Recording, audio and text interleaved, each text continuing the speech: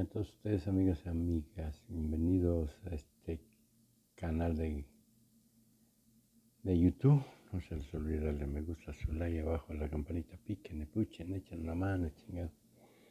Pues el informe de la Secretaría de Gobernación, María Luisa Alcalde, el criterio de sobrerepresentación que ahora están con la alaraca, hijos de su tiznada madre. De hoy queremos tocar el tema de la sobrerepresentación para conocimiento de todo el pueblo de México.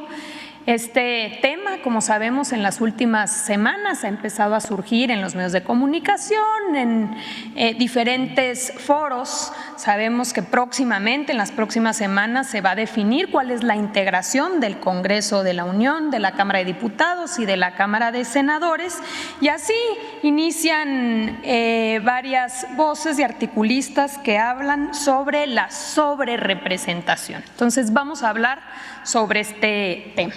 Si me prestan el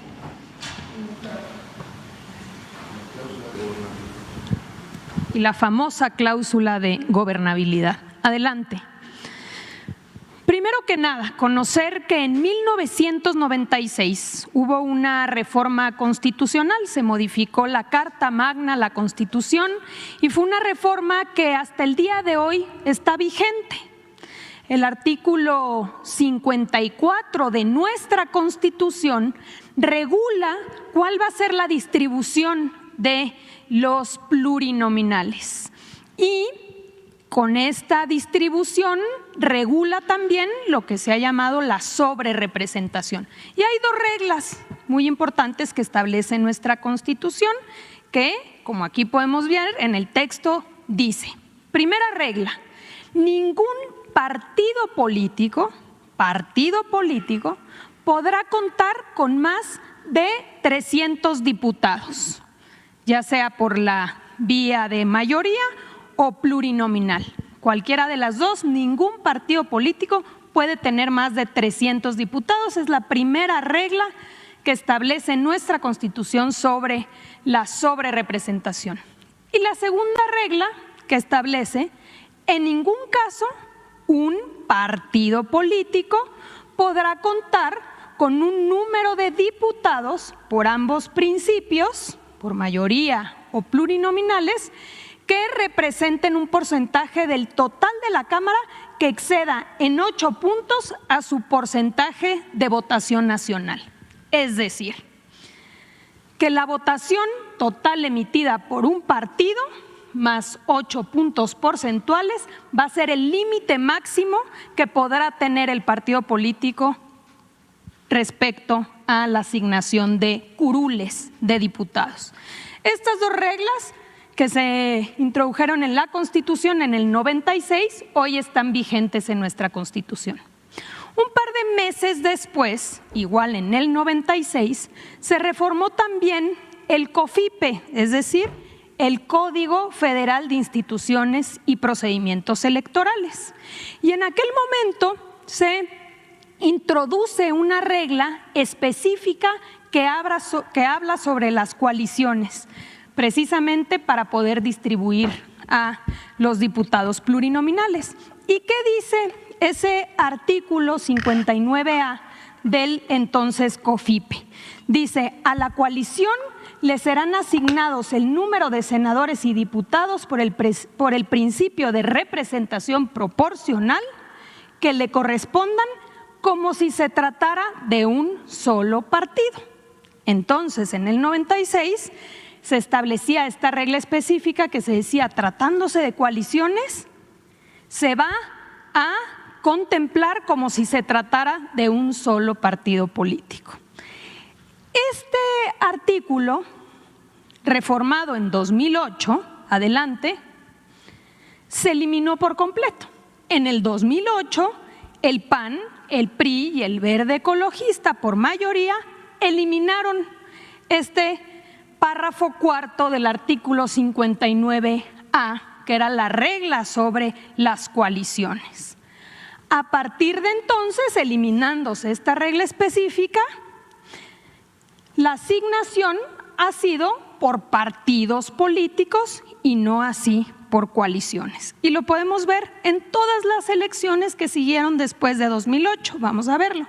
2009, por ejemplo, hubo coalición PRI Verde Ecologista, también PT y lo que era Convergencia, hoy Movimiento Ciudadano. ¿Cuál fue la distribución de los diputados plurinominales? Por partido, no por coalición, por partido, como dice la Constitución. En la elección de 2012 hubo coalición del PRI, del Verde, de Nueva Alianza, también del PRD, PT y Movimiento Ciudadano. ¿Y cómo se distribuyeron los diputados? Por partido. En 2015 hubo coalición del PRI, Verde Ecologista, del PRD y del PT. ¿Y cómo se distribuyeron los diputados? Por partido. En 2018, PRI, Verde y Nueva Alianza, Morena, ya como partido político con Encuentro Social y PT, PAN, PRD, Movimiento Ciudadano, y nuevamente, de acuerdo a la Constitución, la distribución fue por partido, no por coalición. Finalmente, en 2021, que fue la coalición de PRI, PAN, PRD, Morena, PT y Verde, nuevamente, de acuerdo a nuestra Constitución, la distribución fue por partido. Es decir, desde que se reforma en 2008 el COFIPE y se elimina la regla específica que decía que las coaliciones se contarían como partidos políticos, empieza esta distribución de plurinominales tomando en cuenta los partidos políticos. ¿Qué pasa en esta legislatura? Ahora con la reciente elección, como podemos ver aquí y lo hemos presentado en anteriores ocasiones, estos son los diputados por mayoría que se han obtenido por parte de los partidos. En el caso de Morena, por ejemplo, 161 diputados por mayoría, distritos ganados. El cálculo de acuerdo a el criterio por partido político sería que obtendría 87 diputados por representación proporcional, es decir, plurinominales, dando un total de 248. Primera regla de la Constitución que regula la sobrerepresentación: no más de 300 diputados, 248. No son más de 248 diputados, es la primera regla. Y segunda regla que establece la Constitución es el total de la votación emitida más 8 puntos porcentuales, no puede exceder. ¿Cuál fue la votación emitida por Morena? 46.54%. Si le incluye uno los diputados plurinominales, te da una representación de 49.6%. No excede la segunda regla establecida por nuestra Constitución.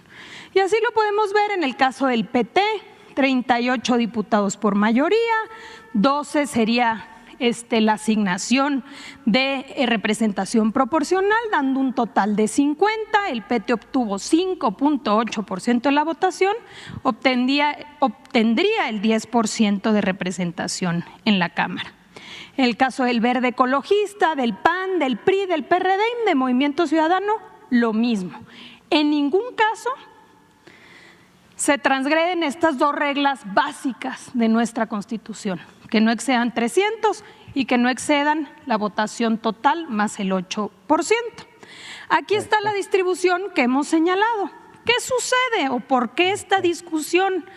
Porque, como sabemos, de acuerdo a las reglas hoy establecidas en nuestra Constitución, la coalición Morena, PT y Verde Ecologista obtendría 373 diputadas y diputados, es decir, una mayoría calificada. Y la mayoría calificada te da la posibilidad de modificar la Constitución, no solamente las leyes. ¿Por qué esta discusión y por qué no quieren que se siga con el mismo criterio que establece nuestra Constitución y que se ha mantenido desde 2008? Porque ahora dicen no, que no sea por partido, que sea por coalición. Porque no quieren que se obtenga la mayoría calificada y se tenga la posibilidad de reformar la Constitución y así llevar a cabo la reforma al Poder Judicial y con ello que la gente pueda votar por jueces, magistrados y ministros.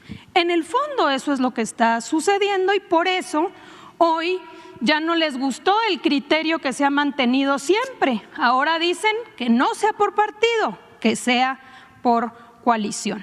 Entonces, esto, presidente, era importante mencionarlo. Sería bueno también escuchar pues a la academia, qué dicen los constitucionalistas respecto a qué dice nuestro texto constitucional y cómo debería ser interpretado ahora que en unas semanas vamos a conocer ya cuál será la distribución definitiva de la Cámara de Diputados y de la Cámara de Senadores. Es cuanto, presidente. La Norma Piña, ¿no?, que llamó ¿De verdad?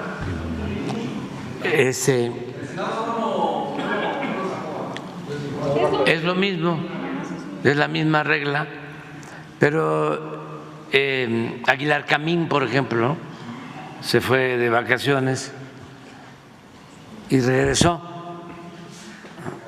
sí, pensando en esto, en que había una sobrerepresentación y que había que combatirla.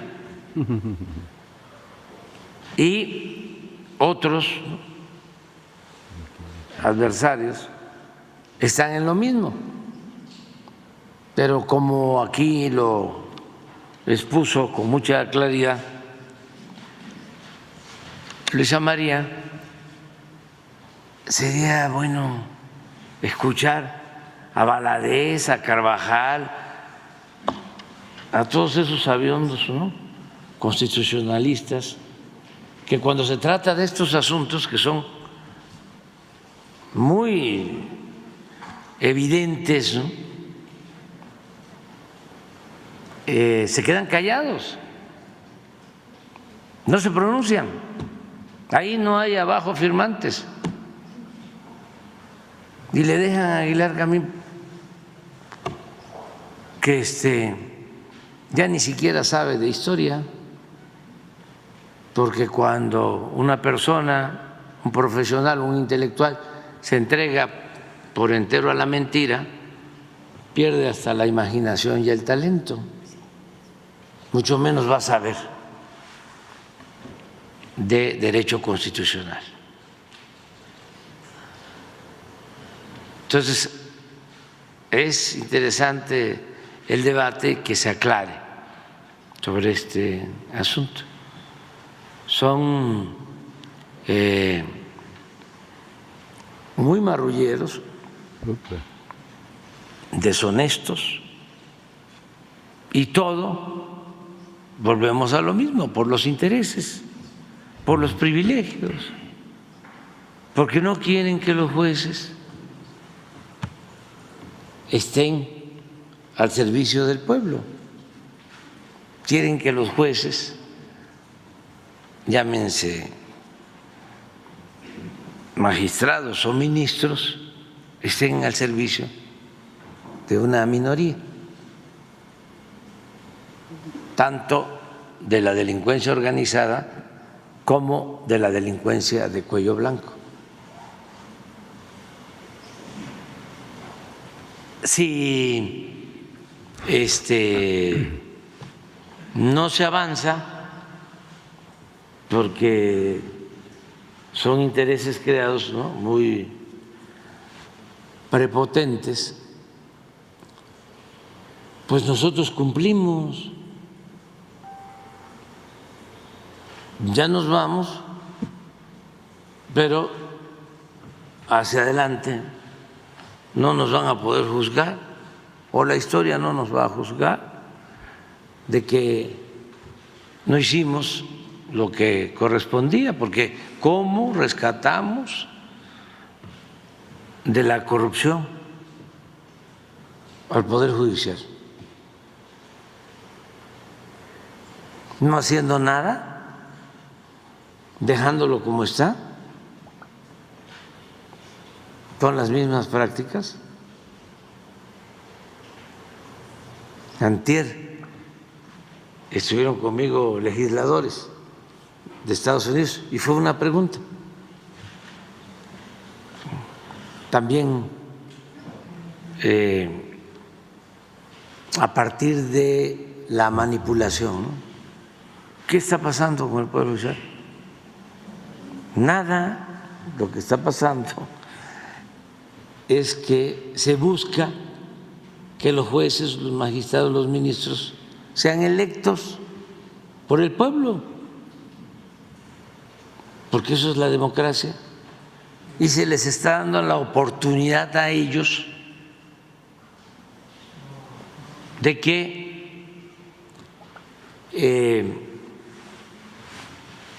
participen. Pero acabamos de tratar el tema del narcotráfico. Luego les voy a poner 3 ejemplos de los jueces. Uno, luego, ¿conocen ustedes a Caro Quintero? Sí. Sí. Eran como 11 legisladores estadounidenses, senadores y diputados, y de los 2 partidos. Bueno, pues resulta que al señor Caro Quintero, en el gobierno anterior, en la noche de un viernes, ordenan que lo liberen. Eso se llama, y se aplica en México desde hace mucho tiempo, lamentablemente, y es parte de las violaciones a la Constitución y la falta de justicia, y parte de la corrupción. Eso se le llama sabadazo, un lío para las traductoras, ¿no? Pero hablo hasta despacio para que dé tiempo de aclarar que es un sabadazo. Bueno, se libera y les llega la noticia a ustedes, Estados Unidos,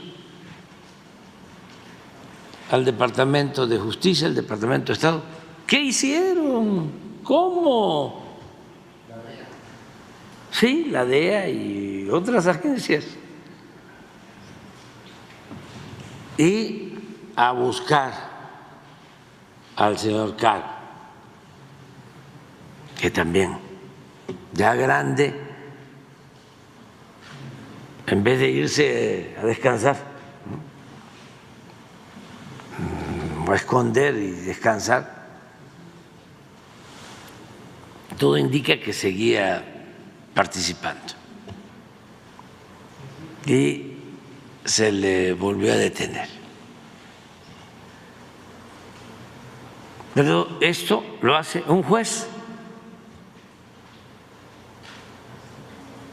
Hace poco, les comento, el hermano de el líder de una organización que seguramente ustedes conocen o han oído hablar de ella, que se llama Jalisco Nueva Generación, el hermano del dirigente es detenido y un juez ordena que se le libere y se le tiene que dejar en libertad en 24 horas. Y el juez no duerme hasta que sale de la cárcel este señor. Bueno, hace 15 días, esto se lo planteé, el hijo de uno de los dirigentes más importantes de la delincuencia en Guanajuato, igual, Un juez también un sábado ordena que se le libere y está pendiente, no duerme y amenaza a los encargados de la cárcel que si no obedecen la resolución van a ser sancionados, y los sanciona porque se pasa el tiempo, 1 hora, 2 horas de lo que él había otorgado como plazo para liberarlo. Creo que los multaron con 25,000 pesos a los de este reclusorio y lo dejaron salir. Entonces, ya no les hablé, que era mucho. Es decir, imagínense de que hay jueces que amparan, ¿sí?, a empresas eléctricas para que se le cobre más por la luz a la gente. Ya no les dije, hay magistrados que no otorgan órdenes de aprehensión a quienes la Fiscalía considera que participaron en crímenes de Estado. Ya no alcancé a decirle, hay ministros que guardan en su escritorio expedientes para que los grandes empresarios y banqueros no paguen impuestos.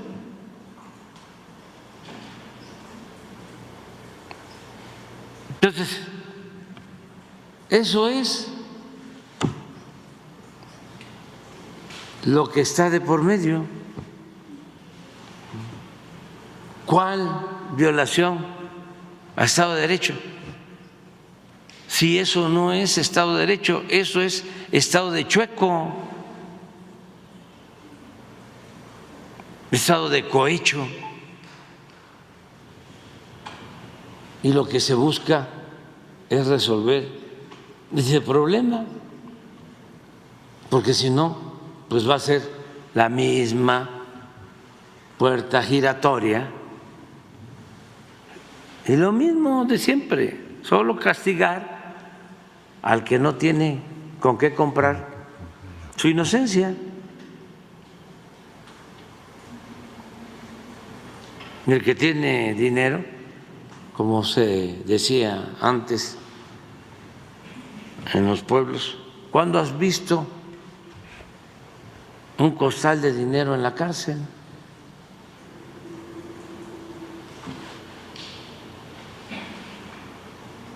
Los que tienen, pues son impunes, gozan de impunidad.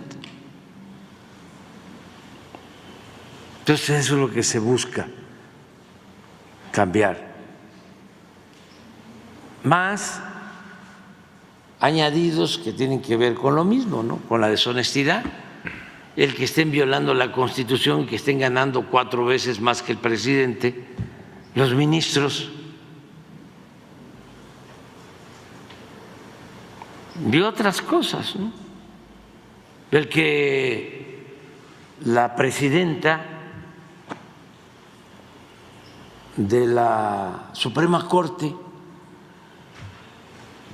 va a una cena a la casa de otro ministro,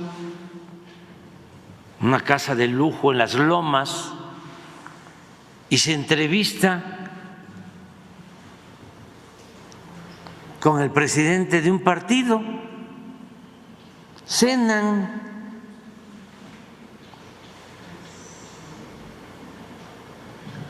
Y seguramente llegan a acuerdos, que por cierto debería de informar la señora de qué hablaron. Y además, ¿cómo es que aceptó ir a esa cena en pleno proceso electoral?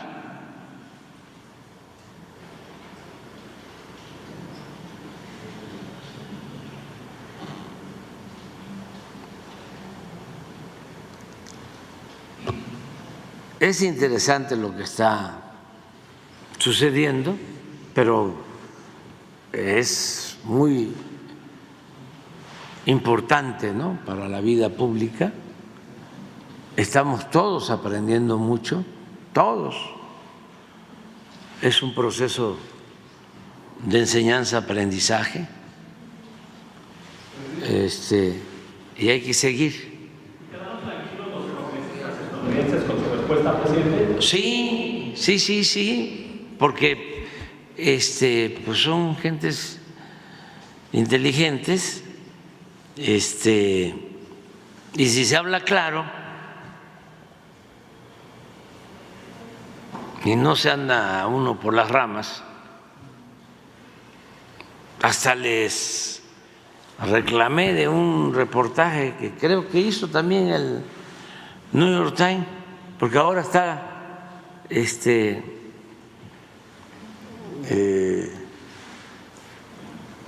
la situación de México también, que se están viniendo a vivir y a trabajar de Estados Unidos. Y ahora hay una campaña para que no se vengan a México, imparable, porque cada vez llegan más estadounidenses y son bien recibidos, son nuestros vecinos, amigos. Además, allá viven, trabajan 40 millones de mexicanos.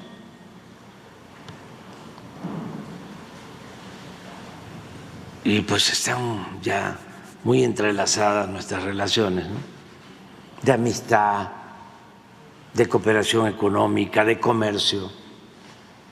Pues tenemos 3.200 kilómetros de frontera. Nos necesitamos, nos complementamos. Sin embargo, no deja de haber una actitud discriminatoria, y ahora están, creo que los del New York Times, lo puedes checar, sacaron un reportaje donde supuestamente, y es mentira, también en eso mienten, de que tratamos mal a los estadounidenses que vienen a la Ciudad de México. No, llegan a decir que hasta les echamos la culpa de que ya la salsa no pica,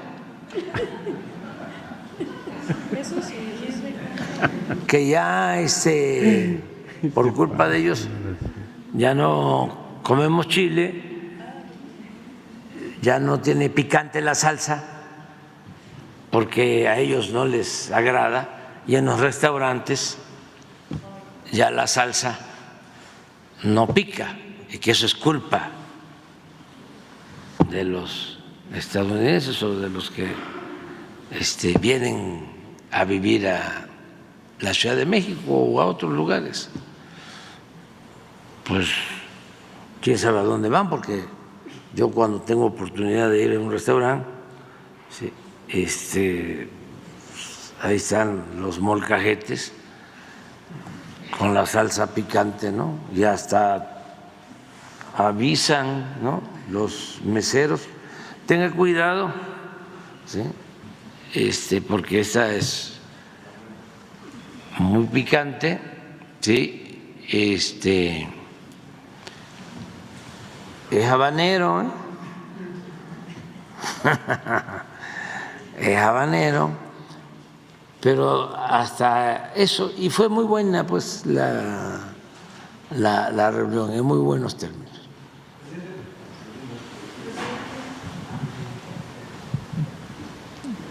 Presidente, muy buenos días, Sandra Aguilar de Grupo.